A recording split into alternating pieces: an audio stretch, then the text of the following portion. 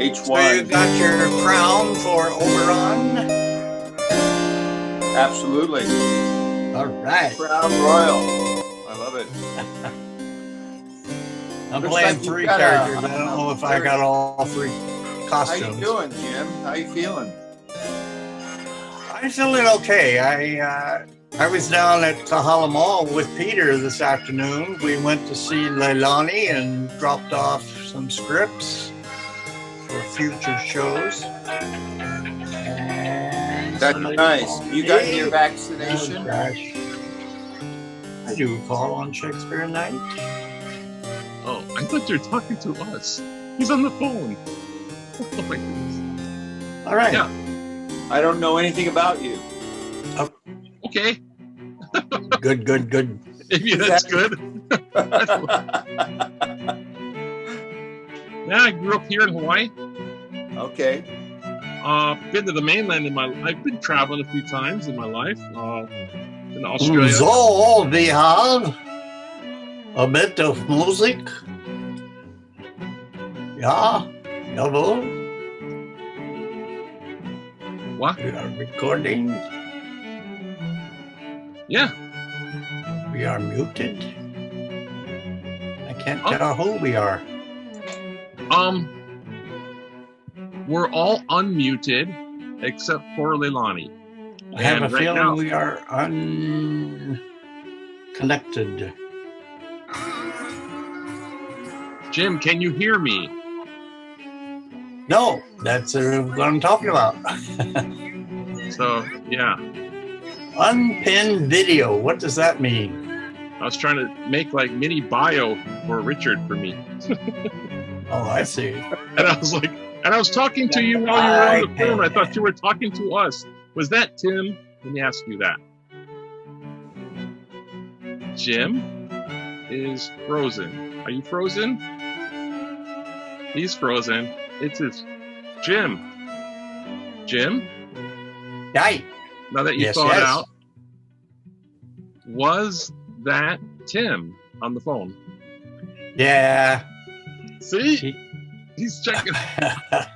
So you're on the phone, and I'm like, is that Tim? Was that Tim? I thought you were over the call, so lucky I didn't go further with that. With 3 weeks of Sunday papers. Oh, what wonderful. Yeah. Do you remember Tim, Richard? My friend Tim? Drives the bus. Riding my bike today. You were? Your unicycle? My electric bike. Your electric bike. Those are new, yeah? Those are new. Yeah. Oh my What God. happened? I feel like I'm Steve McQueen. Pretend at least. No helmet. Yeah. No, they're really they're just the greatest bike. You can go forever on them. You still pretend you're pedaling too, which is nice. It looks good. Mike said, well, we should start at 5 because daylight savings times. Hi, Mike. Yeah, be right on time there. We got our buddy here. So, Jim, Richard was asking about me. Richard was asking about me because he doesn't know anything about me. So tell him about me. Who are you? What do you know? Now I can what do these people know? You know, on my channel, I don't say my name. It's true, you don't. Mysterioso. Mysterioso. Yeah. How did you guys meet each other? Well, he was through, I think, through Leilani at Toastmasters. Correct. He's been doing. Is that correct? Yep. Yeah, he was. He met me when Leilani's mom's or parents' house was opened for our readings before we ended up back with Scott Rogers, and that was on 16th Avenue.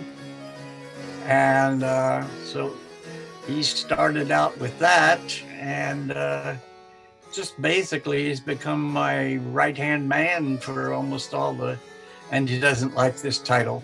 The techie stuff that he can do so well. Oh, because everyone just goes here. He knows how to do it, and they throw all this tech stuff at you. It's like, what? But I remember I don't know anything. And in the background here, you see my boombox and my 2 speakers. That's all I have ever had control of.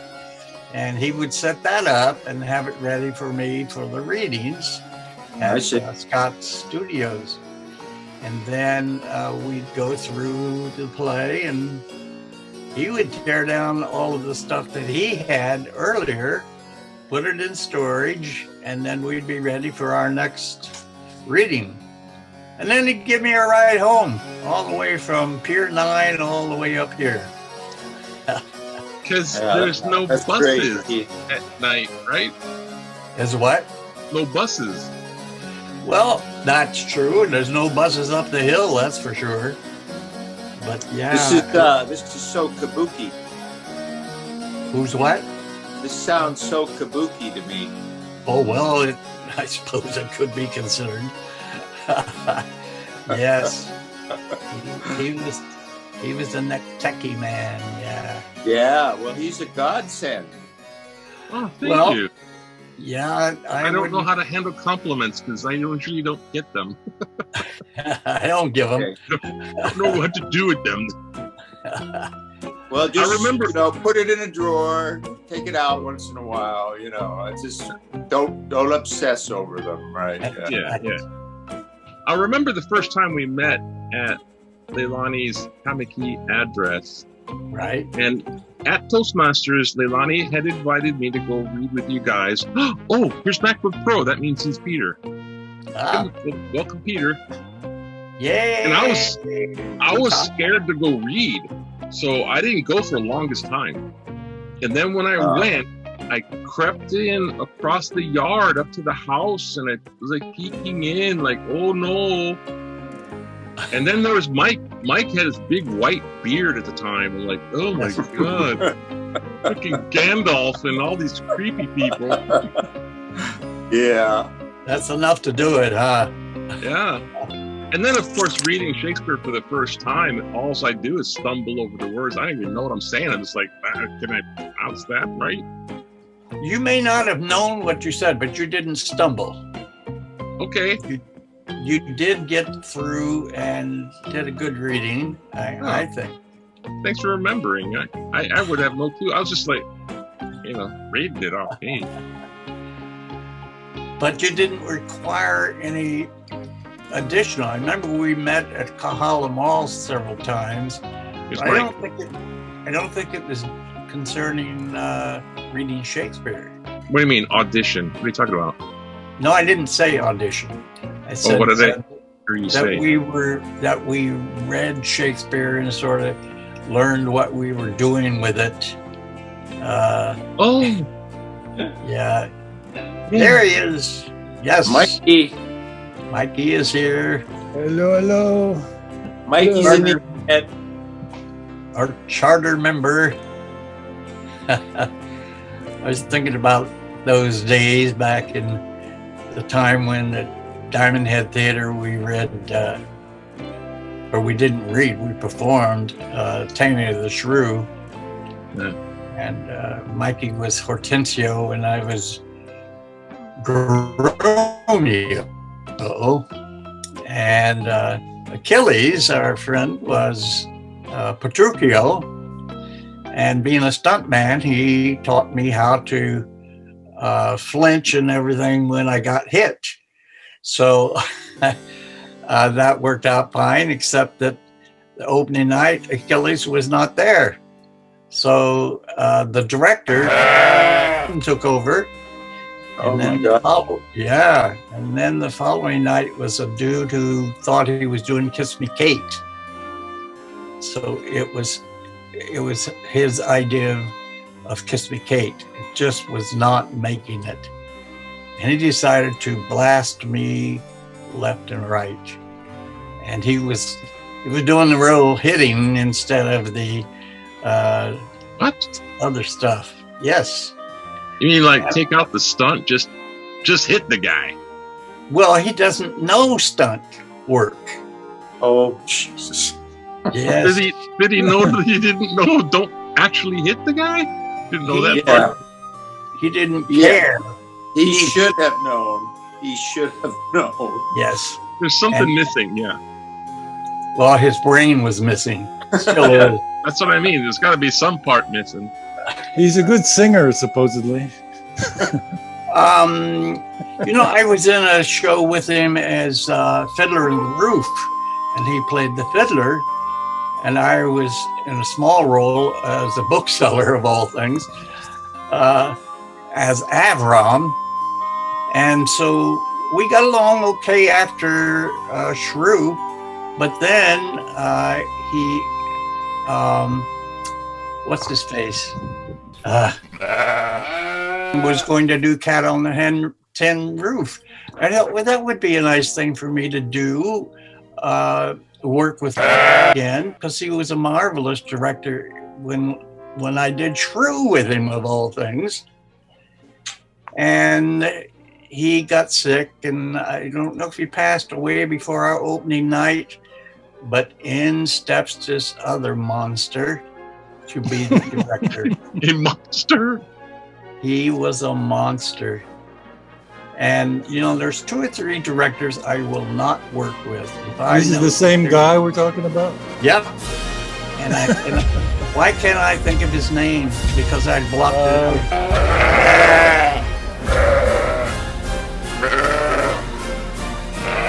Or something like that. So don't put this on YouTube. I'll cut names. I can cut names. You better cut the whole thing. And the damn monster's name was, and his address was, and his I can even give you phone that number if you want. Name was And spelled. Yes, that's it. And his girlfriend/wife was a stage director, stage manager for Tammy the Shrew, right? So she's the one who kind of got him in to cover. Anyway, it's more of a tragedy than Shakespeare himself could write.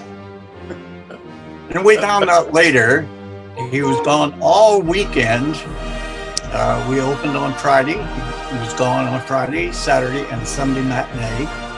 Came back the next Friday. Oh, I'm feeling better now. Well, the thing was that he was on the Big Island doing a paid gig. Well, just tell us that you got that gig and we won't look for you on an opening night. I've tried that. That doesn't work. Doesn't work. You have to be sick. Yeah. He did the right thing. Really sick. He said he made $10,000 that week. Did he? I'm not at all surprised. I served the guys out.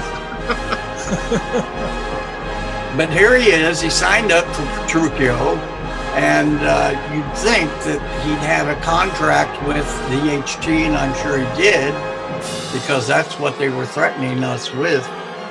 We wanted to close the show after Randy was on for opening night, and they wouldn't let us close. They showed us the contracts and said, "Nope, can't quit." Oh, I was so angry with that man. It's amazing volunteer work. They can ask you for anything. I mean, it's interesting. You're not covered by the employment laws. Yes. You're more of a slave as a volunteer. Exactly, as weak as they are. Chattel. The chattel. Yes. Yeah, child. But they can get rid of you at the drop of a hat. We found I that found out. out a few times. Oh, shucks. Oh. Mikey and I have been through the mill with several shows. I know, you guys need to do a podcast. I think that would be good. No, thank you. Have you seen the live at Manoa Theater or whatever it is? They do this sort of video cast or whatever every Friday night, and they have biggies in the theater scene what's his name? Nikota or Nikoba or whatever. Devin Nikoba is the moderator, and they have all the big names in there. Oh yeah. So it's kind of interesting. Usually there's only two people watching, me and I don't know who else. But that sounds like my radio show. Oh, really? You have a radio show? Yeah. You're not promoting. I had a UH Rock with Rick, midnight to like 4 a.m. KTUH? No, yeah, at the university they had their own. Yeah. I had a classical show there.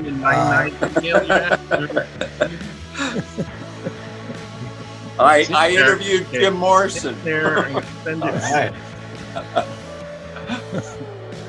Oh, brought him back from the dead? Well, he's on the record. All I had to do was play the record, and I would listen to him scream, and then I'd go, yeah, that doesn't sound good at all. Right? No, I know.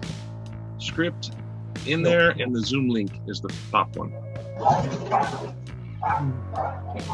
It's the old World's Fair reunion of Midsummer Night's Dream. Good. That's yeah. right. Use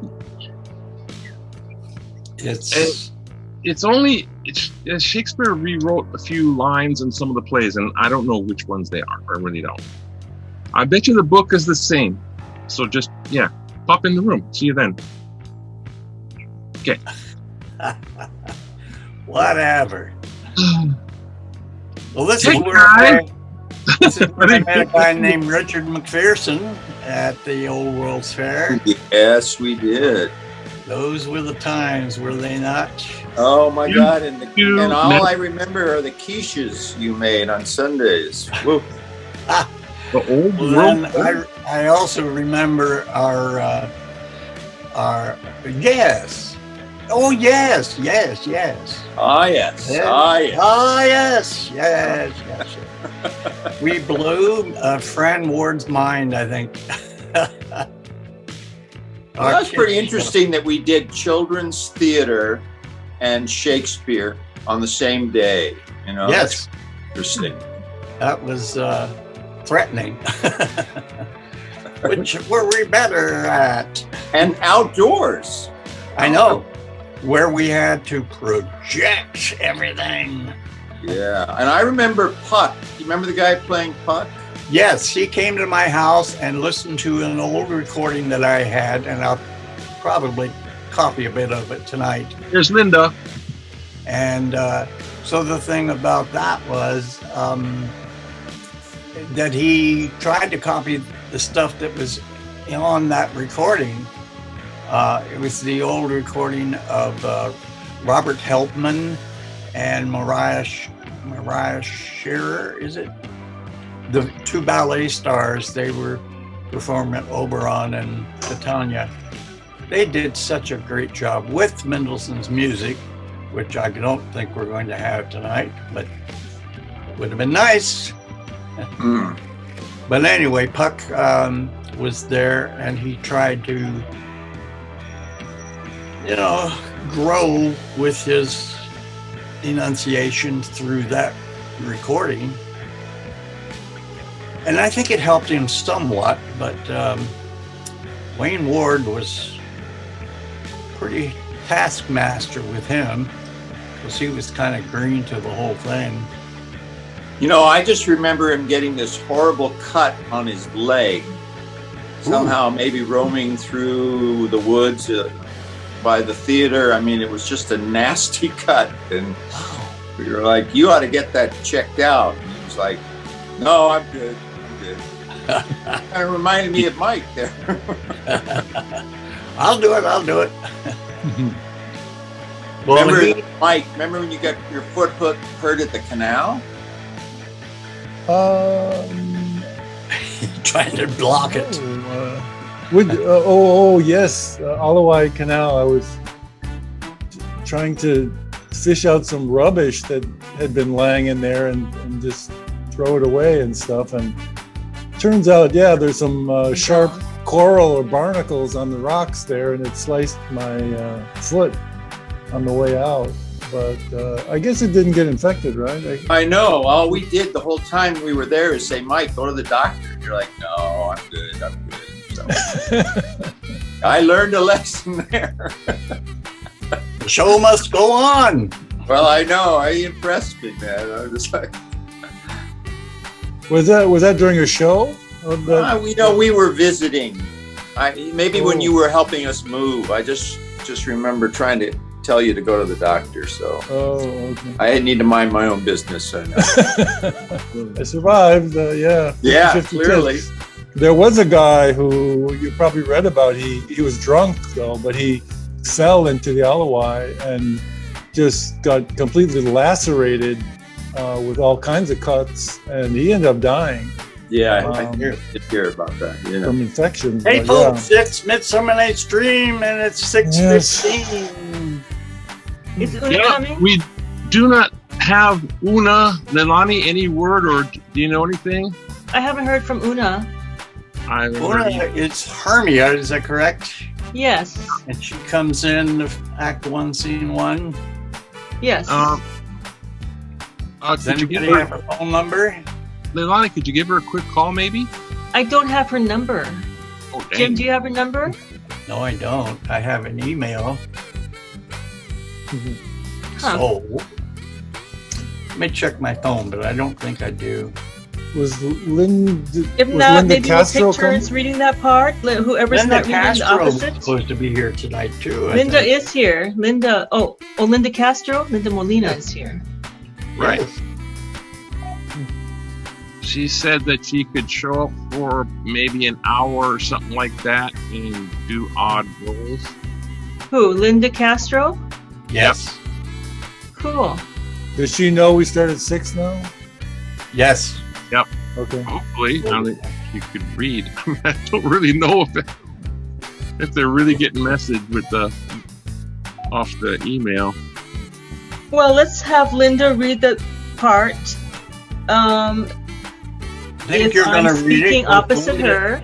I think you're going to read it because Linda. I'll read it until I'm talking to her, then Linda pick it up, which is whoever wants that's to right. learn. That's true. All right. Okay, so how about some miscellaneous stuff? All of those miscellaneouses are just like one line or even less. And, we can do this or we can do that or we can do that. Just do it all. Okay, so there's There, see, she's got the book that I loaned her. It's got all the wonderful things in it from Arthur Rackham. I got the book in London. And wow. It has Bottom and Titania discovering Bottom there.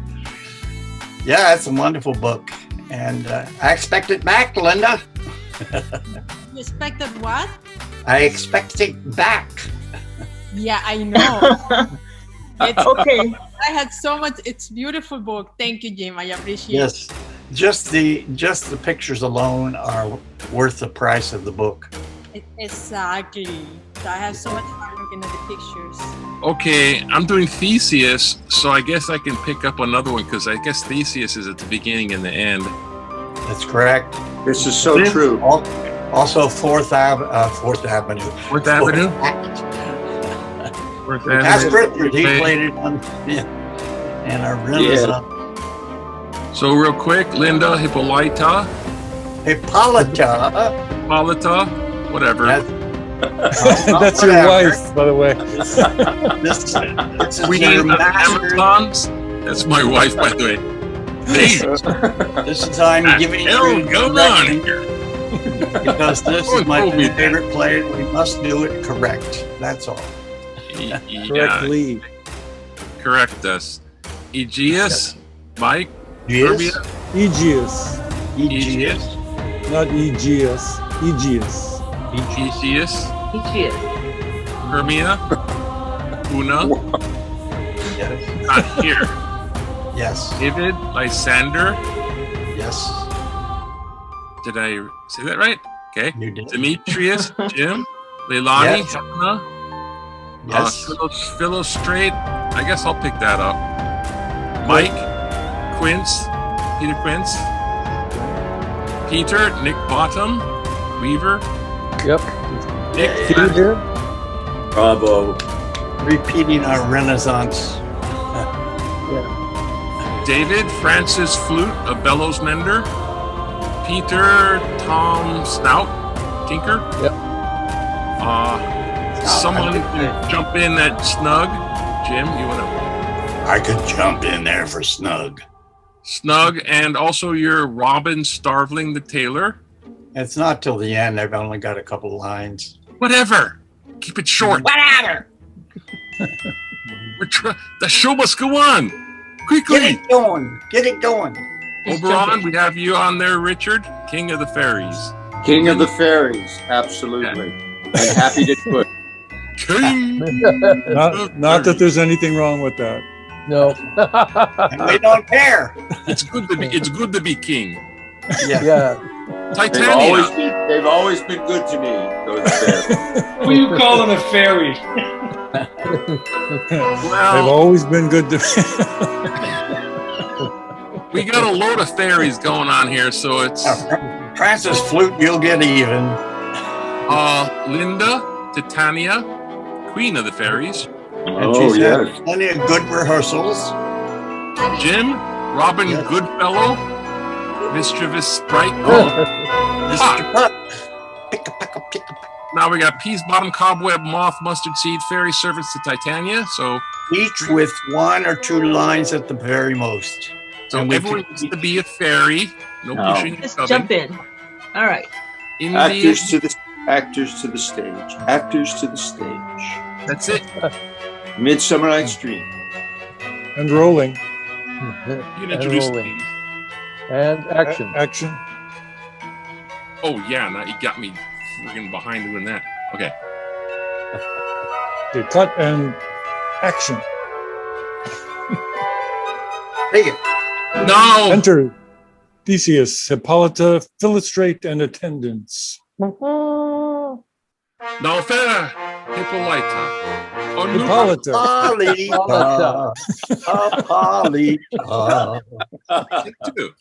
Take two. Second syllable always. Hippolyta. Hippo. Jesus. Or hippo. We'll get there. We'll get to the end sooner. Let's keep it going. Go. Now Don't do that line again. I'm waiting. I get cut off here. Now, fair Hippolyta, our nuptial hour draws on apace. 4 happy days, bring in another moon. But oh, methinks how slow this old moon wanes. She lingers my desires, like to a stepdame or a dowager, long withering out a young man revenue. 4 days will quickly steep themselves in night. 4 nights will quickly dream away the time, and the moon, like to a silver bow, new bent in heaven, should behold the night of our solemnities. Go, Philostrate, stir up the Athenian youth to merriments. Awake the pert and nimble spirit of mirth. Turn melancholy forth to funerals. The pale companion is not for our pomp. Hippolyta, I wooed thee with my sword, and won thy love, doing thee injuries.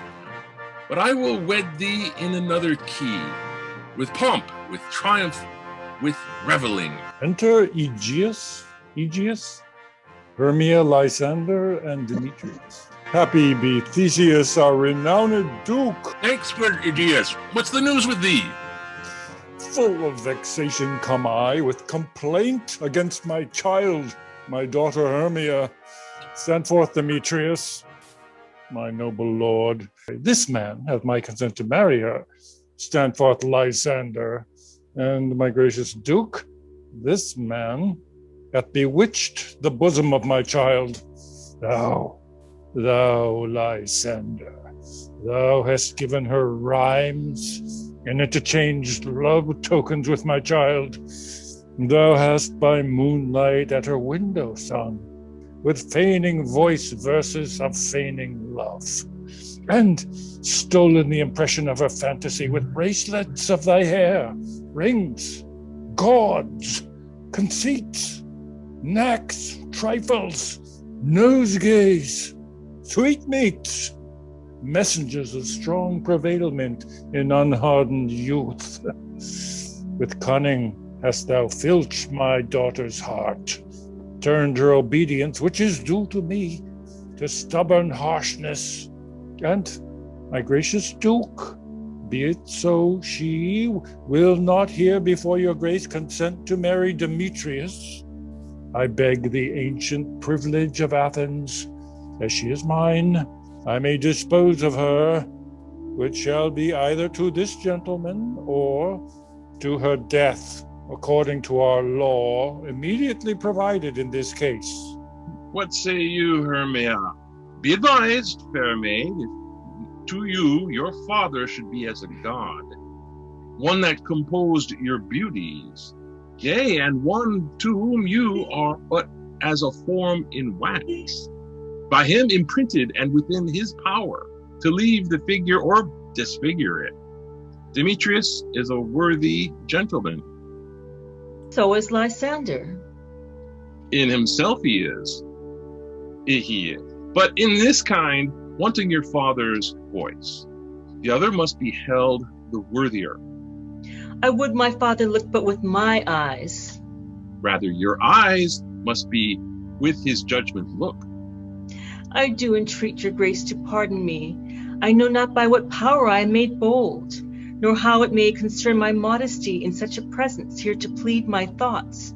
But I beseech your grace that I may know the worst that may befall me in this case, if I refuse to wed Demetrius. Either to die the death, or to abjure forever the society of men. Therefore, fair Hermia, question your desires. Know of your youth, examine well your blood, whether, if you yield not to your father's choice, you can endure the livery of a nun. For I, to be in shady cloister mood, to live a barren sister all your life, chanting faint hymns to the cold fruitless moon, thrice blessed they that master so their blood, to undergo such maiden pilgrimage. But earthlier happy is the rose distilled, that than that which withering on virgin thorn grows, lives and dies in single blessedness. So will I grow, so live, so die, my lord, ere I will my virgin patent up unto his lordship, whose unwished yoke my soul consents not to give sovereignty. Take time to pause, and by the next new moon, the sealing day betwixt my love and me, for everlasting bond of fellowship. Upon that day, either prepare to die for disobedience to your father's will, or else to wed Demetrius, as he would, or on Diana's altar to protest for austery and single life. Austerity, I believe, sir. Then austerity it is. Relent, sweet Hermia, and Lysander, yield thy crazed title to my certain right. You have her father's love, Demetrius. Let me have Hermia's. Do you marry him? Blah! Scornful Lysander. True, we have my love, and what is mine, my love shall render him. And she is mine, and all my right of her I do estate unto Demetrius. I am my lord, as well derived as he, as well possessed. My love is more than his. My fortunes every way is fairly ranked, if not with vantage, as with Demetrius. And, which is more than all these boasts can be, I am beloved so of beauteous Hermia. Why should not I then prosecute my right? Demetrius, I'll vouch it to his head, made love to Nadar's daughter, Helena, and won her soul.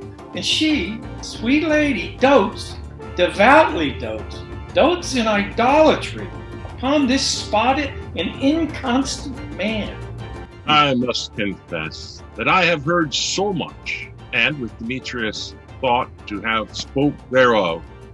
But being overfull of self-affairs, my mind did lose it. But Demetrius, come, and come, Aegeus, that you shall go with me. I have some private schooling for you both. For you, fair Hermia, look you arm yourself to fit your fancies to your father's will, or else the law of Athens yields you up, which by no means we may extenuate to death, or to avow a single life. Come, my Hippolyta, what cheer Hippolyta! Hippolyta, what cheer, my lord? Huh? Hippolyta! Sorry. Oh, I'm sorry. There's going to be a lot of editing in this tape. when you're done, get it all out. With Come on. duty. With duty. Come, my Hippolyta, what cheer, my love? Demetrius and Aegeus, go along. I must employ you in some business against our nuptial, and confer with you of something nearly that concerns yourselves. With duty and desire we follow you. How now, my love? Why is your cheek so pale? How chance the roses there do fade so fast? Belike for want of rain, which I would well between them from the tempest of my eyes. Ah me, for aught that I could ever read, could ever hear by tale or history, the course of true love never did run smooth. Oh, that's a good line. Sorry. Famous line. Famous, totally famous. Okay, the course of true love never did run smooth. Thank you again. It was different and cross. Too high to be enthralled, too low. Or else misgraphed in respect of years. Oh, spite. Too old to be engaged, too young. Or else it stood upon the choice of friends.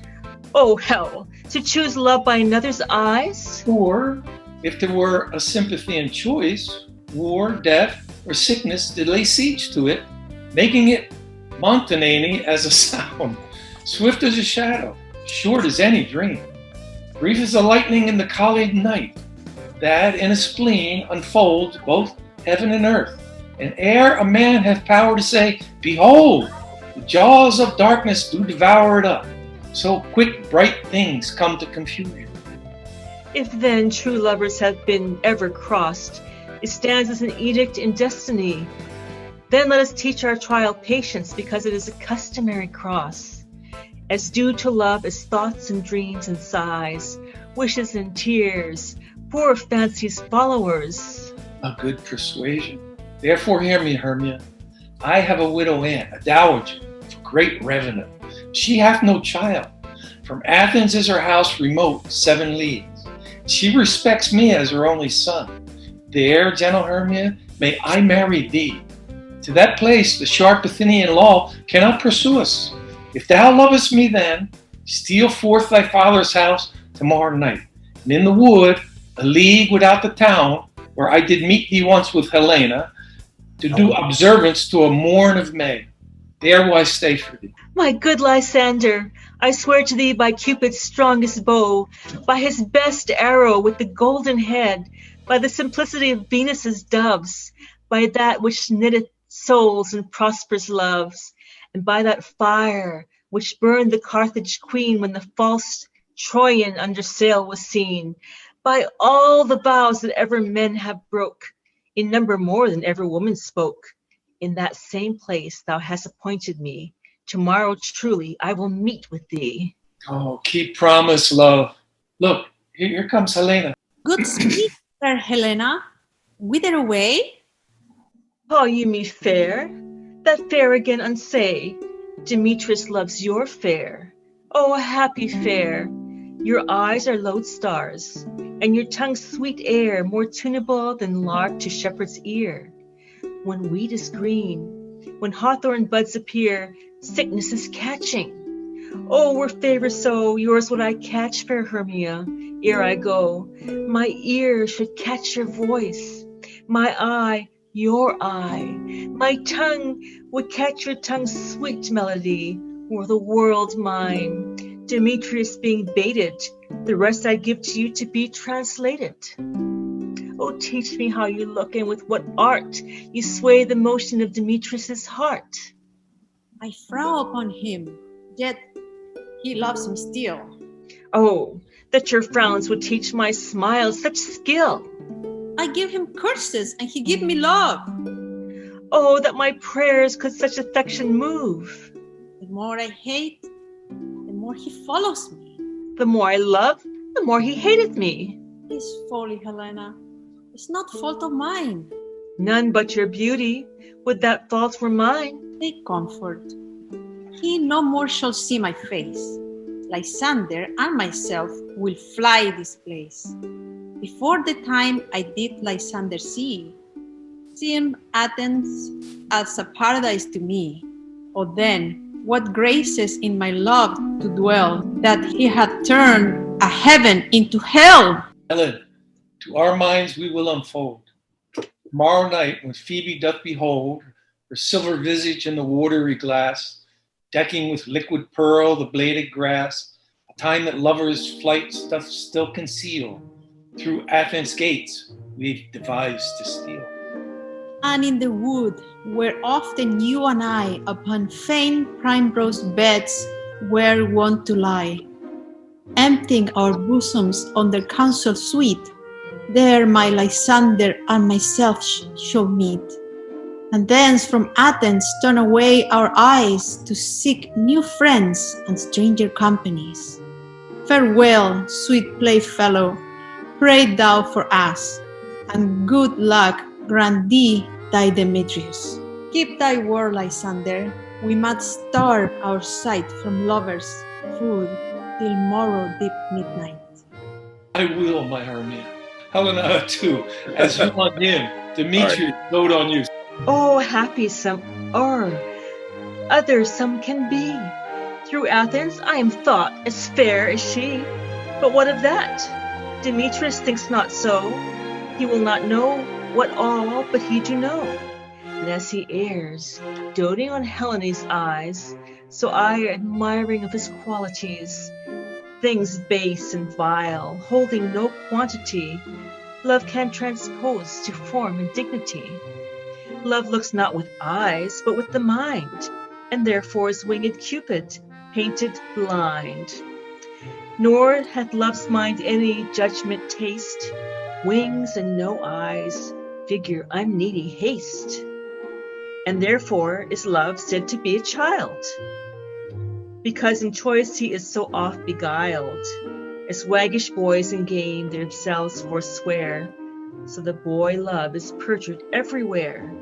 For ere Demetrius looked on Hermia's eyne, he hailed down oaths that he was only mine. And when this hail some heat from Hermia felt, so he dissolved, and showers of oaths did melt. I will go tell him of fair Hermia's flight. Then to the wood will he tomorrow night pursue her. And for this intelligence, if I have thanks, it is a dear expense. But herein mean I to enrich my pain, to have his sight thither and back again.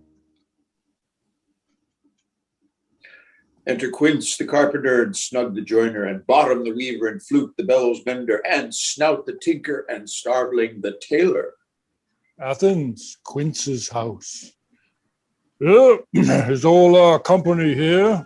You're best to call him generally, man by man, according to the script. Here is the scroll of every man's name, which is thought fit through all Athens to play in our interlude before the Duke and the Duchess on his wedding day at night. First, good Peter Quince, say what the play treats on, and then read the names of the actors, and so go to a point. All right. Our play is The Most Lamentable Comedy and Most Cruel Death of Pyramus and Thisbe. Very good piece of work, I assure you, and a merry. Now, good Peter Quince, call forth your actors by the scroll. Masters, spread yourselves. Answer as I call you. Nick Bottom, the weaver. Ready. Name what part I am for and proceed. You, Nick Bottom, are set down for Pyramus, What is Pyramus? A lover or a tyrant? a lover that kills himself most gallant for love. Ah, that will ask some tears in the true performing of it. If I do it, let the audience look to their eyes. I will move storms. I will condole in some measure. To the rest. Yet my chief humor is for a tyrant. I could play Hercules rarely, or a part that tear a cat in to make all split. The raging rocks and shivering shocks shall break the locks of prison gates. Amphibious car shall shine from far to make and mar the foolish fates. This was lofty. Now, name the rest of the players. This is Hercules' vein, a tyrant's vein. A lover is more condoling. Francis Flute, the bellows mender. Here, Peter Quince. Flute, you must take Thisbe on you. What is Thisbe, a wandering knight? It is the lady that Pyramus must love. Nay, faith, let me not play a woman. I have a beard coming. That's all one. You shall play it in a mask, that you may speak as small as you will. And I may add my French. Let me pay Thisbe too. I'll speak in a monstrous little voice. Thisbe, Pyramus, my lover dear, thy Thisbe dear, and lady dear. No, you must play Pyramus, and Flute, you Thisbe. Well, proceed. Robin Starveling, the tailor. Here, Peter Quince, here. Robin Starveling, you must play Thisbe's mother. Tom Snout, the tinker. Here, Peter Quince. You, Pyramus' father. Myself, Thisbe's father. Snug, the joiner. You, the lion's part. And I hope here is a play fitted. Have you the lion part written? Pray you, if it be, give it me, for I am slow of study. You may do it extempore, for it's nothing but roaring. Oh, let me play the lion too. I will roar as if I will do any man's heart good to hear me. I will roar that I will make the Duke say, oh, let him roar again, let him roar again. Man, you should do it too terribly. You would frighten the Duchess and the ladies that they would shriek, and that were enough to hang us all. That would hang us, every mother's son. Yeah. No, but I grant you, friends, if you should frighten the ladies out of their wits, they would have no more discretion but to hang us. But I will aggravate my voice so that I will roar you as gently as any sucking dove. I will roar you as 'twere any nightingale. You can play no part but Pyramus, for Pyramus is a sweet-faced man, a proper man as one shall see in a summer's day, a most lovely, gentlemanlike man. Therefore you must needs play Pyramus. Well, I will undertake it. But what beard were I best to play it in? Oh, what you will. Well, I will discharge it in either your straw-colored beard or your orange tawny beard, or your purple ingrained beard, your French crown colored beard, your perfect yellow. Some of your French crowns have no hair at all, and then you would play a bare face. But masters, here are your parts, and I am to entreat you, request you, and desire you to come them by tomorrow night and meet me in the palace wood, a mile without the town, by moonlight. There we will rehearse, for if we meet in the city, we shall be dogged with company and our devices known. In the meantime, I will draw a bill of properties such as our play wants. I pray you, fail me not. No, we will meet, and there we may rehearse most obscenely and courageously. Take pains, be perfect. Adieu. At the Duke's Oak we meet. Enough! Hold or cut bowstrings. Act 2. A wood near Athens.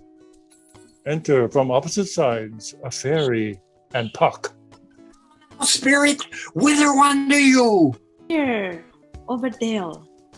through bush, through brier, over park, over pale, through flood, through fire, I do wander everywhere, swifter than the moon's sphere, and I serve the fairy queen, who dew her orbs upon the green.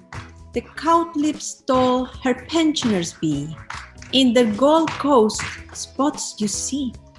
Those be rubies, fairy favors, in those freckles live they their saviors.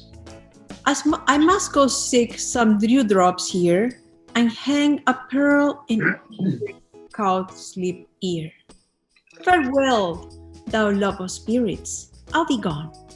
Our queen and our elves come here anon. Take care the king doth keep his revels here tonight, and take heed the queen comes not within his sight. For Oberon is passing fell and wrath, because that she, as her attendant, hath a lovely boy stolen from an Indian king, and she never had so sweet a changeling. And the jealous Oberon would have the child knight of his train to trace the forest wild, but she perforce withholds the loved boy, crowns him with flowers, makes him all her joy. And now they never meet in grove or in green, by fountain clear and spangled starlight's sheen, but they do square. And then all their elves for fear creep upon the acorn cups and hide them there. Take your shape and make him quiet, or else you are the shrew and knavish sprite, called Robin Goodfellow. Yes. Are not you he that frights the maidens of the villagery? Skim milk and sometimes labor in the quern, and butlers make the breathless housewife churn. Sometime make the drink bear to bear no barm, mislead night wanderers, laughing at their harm. Those that hobgoblin call you and sweet pack, do their work, they should have good luck. Are not you here? Thou speaks aright. I am that merry wanderer of the night. I jest to Oberon and make him smile with a fat and bean-fed horse beguile. And they remain in the likeness of a filly foal, and sometime lurk I in a gossip's bowl, and very likeness of a roasted crab. And when she drinks, against her lips I bob, and on her withered dewlap pour the ale. The wisest ant, telling the saddest tale, she sometime for a 3-foot stool mistaketh me.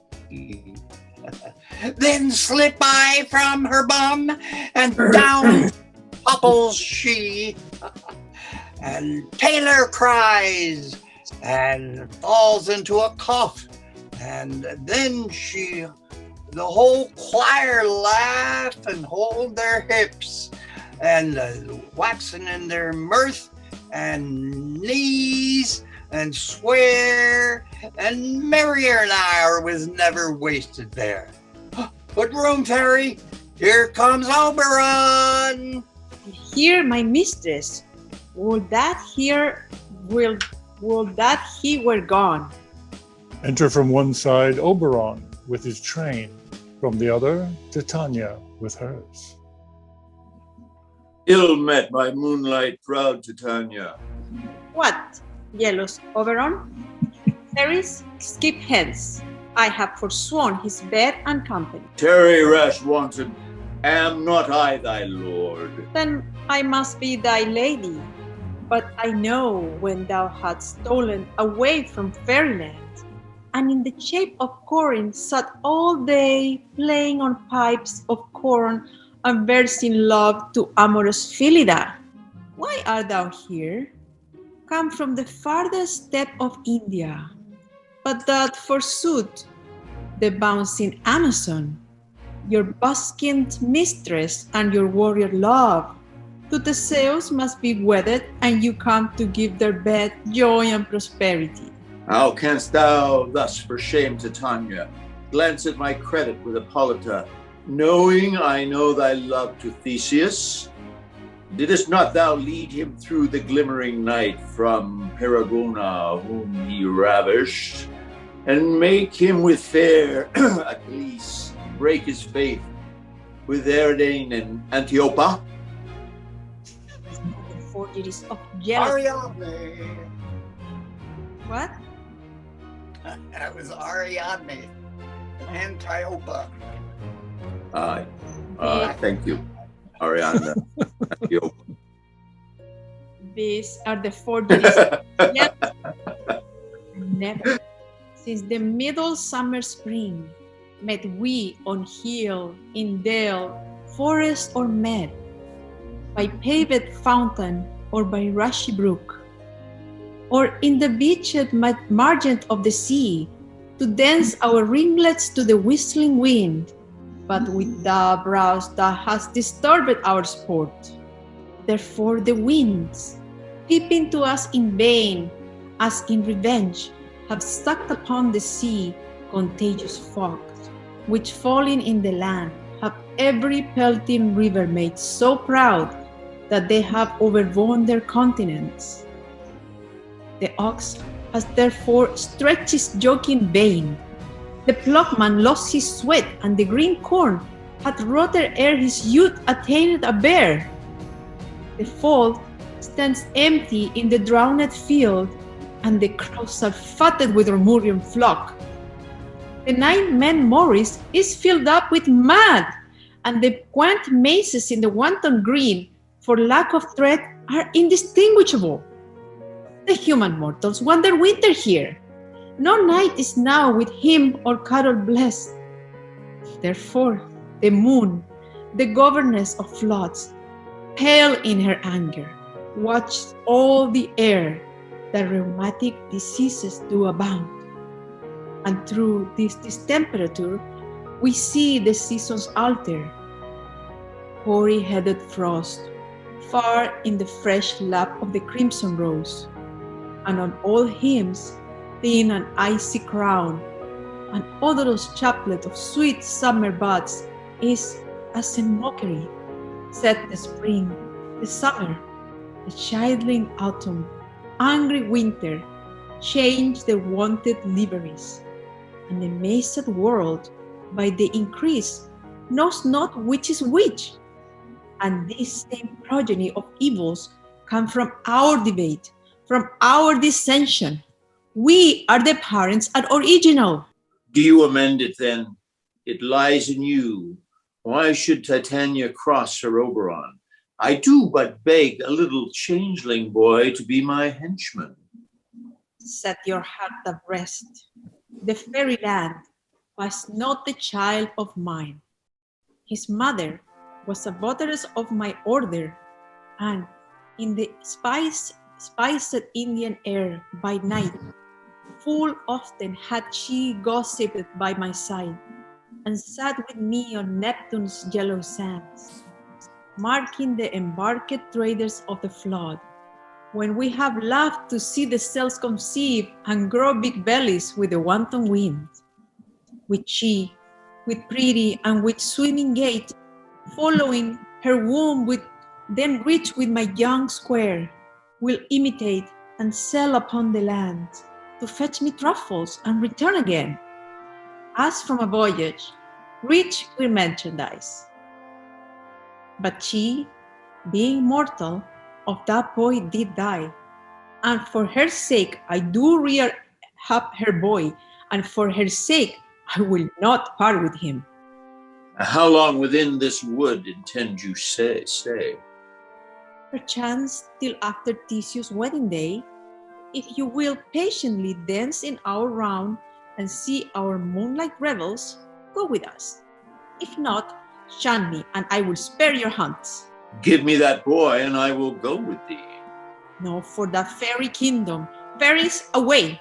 We shall chide downright if I longer stay. Well, go thy way.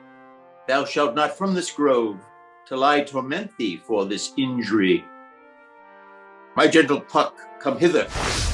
Thou rememberest, since once I sat upon a promontory, and heard a mermaid on a dolphin's back, uttering such dulcet and harmonious breath that the rude sea grew civil at her song, and certain stars shot madly from their spheres to hear the sea maid's music.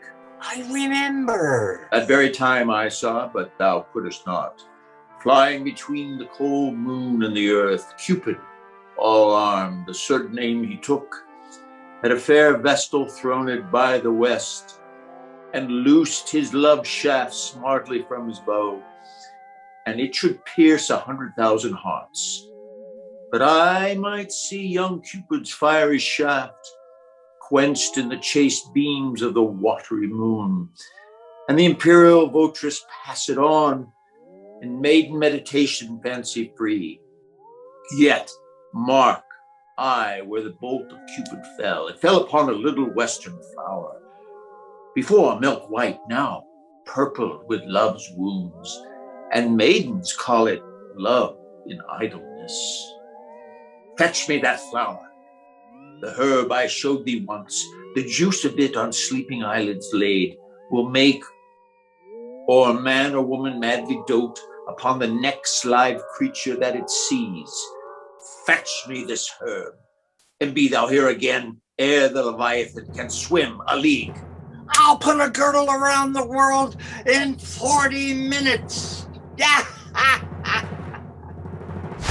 Having once this juice, I'll watch Titania when she is asleep and drop the liquor of it in her eyes.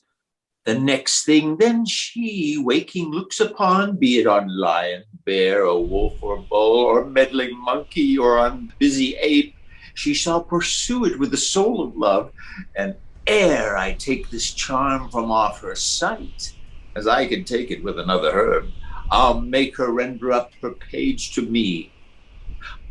But who comes here? I am invisible, and I will overhear their conference. I love thee not, and therefore pursue me not. Where is Lysander and fair Hermia? Oh, the one I'll slay, the other slayeth me. Thou toldst me they were stolen here in the wood, and here am I wood within this wood, and because I cannot meet my Hermia, hence get thee gone, and bother me no more. You draw me, you hard-hearted adamant, but yet you draw not iron, for your heart is true as steel. Leave you your power to draw, and I shall have no power to follow you. Do I entice you? Do I speak you fair? Or rather do I in plainest truth tell you that I cannot love you? And even for that do I love you the more. And I am your spaniel, and Demetrius, the more you beat me, I will fawn on you. Use me but as your spaniel, spurn me, strike me, neglect me, lose me, only give me leave, unworthy as I am to follow you. What word, unworthy as I am, what worse place can I beg in your love, and yet a place of high respect with me, than to be used as your dog? Oh, tempt not too much the hatred of my spirit, for I am sick when I do look on thee. And I'm sick when I look not on you.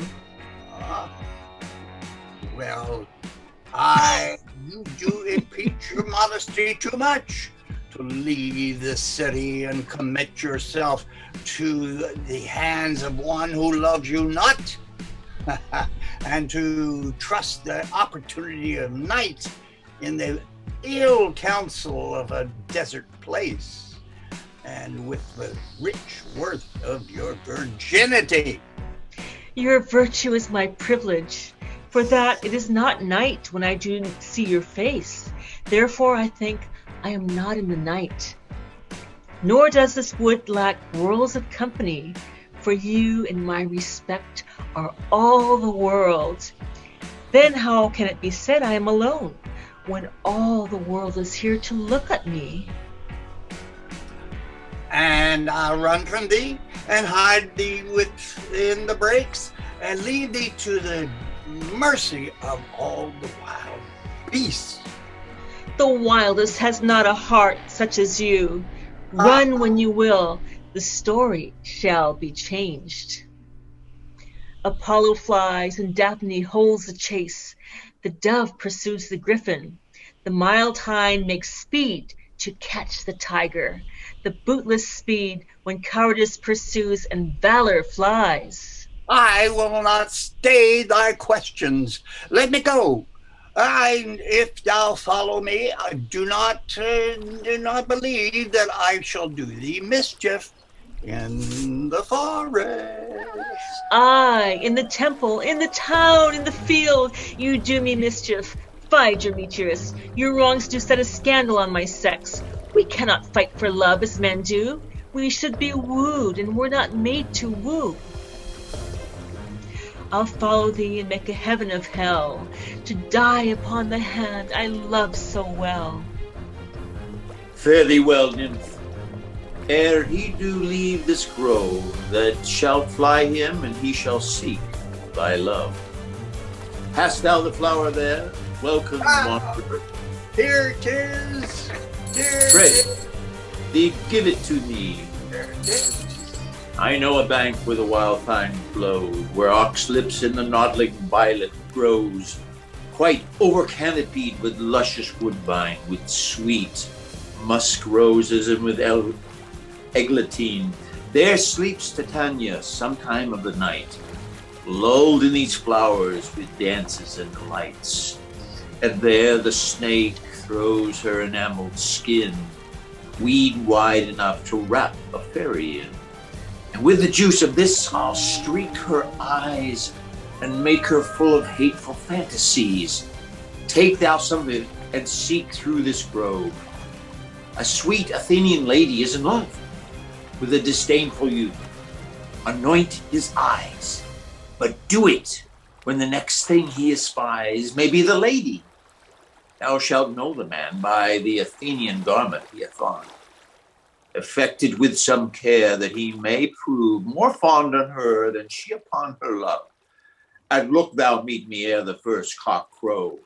Fear not your master, my lord, your servant shall do so. Scene 2, another part of the wood. Enter Titania with her train. Come, now a roundel and fairy song. Then, for the third part of a minute, hence, some to kill cankers in the mask's rosebuds, some war with rare mice for the letter wings, to make my small elf's coats, and some keep back the clamorous owl that nightly hoots and wonders at our quaint spirits. Sing me now asleep. Then to your offices and let me rest. You spotted snakes with double tongue, thorny hedgehogs be not seen. Newts and blind words do no wrong. Come not near our fairy queen. Philomel with melody, singing our sweet lullaby. La la la la lullaby, la la la la lullaby. Never harm, nor spell, nor charm. Come our lovely lady nigh, so good night with lullaby. Weaving spiders come not here, hence your long-legged spiders hence. Beetles black approach no near, warm not snail do no offense. Philomel with melody, singing our sweet lullaby. La la la la lullaby, la la la la lullaby. Never harm, nor spell, nor charm. Come our lovely lady nigh, so good night with lullaby. Hence away, now all is well. One aloof stands sentinel. Exit fairies, Titania sleeps. Enter Oberon and squeezes the flower on Titania's eyelids. What thou seest when thou dost wake, do it for thy true love's take. Love and languish for his sake. Be it ounce or cat or bear, pard or boar with bristled hair, in thy eye that shall appear. When thou wakest, it is thy dear. Wake when some vile thing is near. Enter Lysander and Hermia. Fair love, you faint with wandering in the wood, and to speak truth, I have forgot our way. We'll rest us, Hermia, if you think it good, and tarry for the comfort of the day. It's so, Lysander. Find you out a bed, for I upon this bank will rest my head. One turf shall serve as pillow for us both. One heart, one bed, two bosoms, and one troth. Nay, good Lysander, for my sake, my dear, lie farther off yet. Do not lie so near. Oh, take the sense, sweet, of my innocence. Love takes the meaning in love's conference. I mean, that my heart unto yours is knit, so that but one heart we can make of it. Two bosoms interchanged with an oath, so then two bosoms and a single troth. Then by your side no bedroom me deny, for lying so, Hermia, I do not lie. Lysander riddles very prettily. Now much beshrew my manners and my pride. If Hermia meant to say Lysander lied, but gentle friend, for love and courtesy, lie farther off. In human modesty, such separation as may well be said became a virtuous bachelor and a maid. So far be distance, and good night, sweet friend. Thy love never alter till thy sweet life end. Amen, amen, to that fair prayer, say I. Then end life when I end loyalty. Here is my bed. Sleep give thee all his rest. With half that the wisher's eyes be present. Through the forest have I gone, and Athenian found I none, on whose eyes I might approve this flower's force in stirring love. Ah, night and silence. Who is here? Weeds of Athens he doth wear, and this is he, my master spoke, and my master said, and despised the Athenian maid. Oh, and here's the Athenian maid sleeping sound on the dank and dirty ground. Pretty soul, she doth not lie near this lack love, this kill courtesy. Churl, upon thy eyes I throw all the power this charm doth owe. And when thou wakest, if love forbid, sleep thy seat on thy eyelid. So wake when I am gone, for I must now to Oberon. Nay, though thou kill me, sweet Demetrius. I charge thee, hence, and do not haunt me thus. Oh, wilt thou darkling leave me? Do not so. Stay, on thy peril, I will go. Oh, I am out of breath in this fond chase. The more my prayer, the lesser is my grace. Happy is Hermia, where she lies, for she had blessed and attractive eyes. How came her eyes so bright? Not with salt tears. If so, my eyes are oftener washed than hers. No, I am as ugly as a bear, for beasts that meet me run away for fear. Therefore, no marvel, though Demetrius do as a monster fly my presence thus.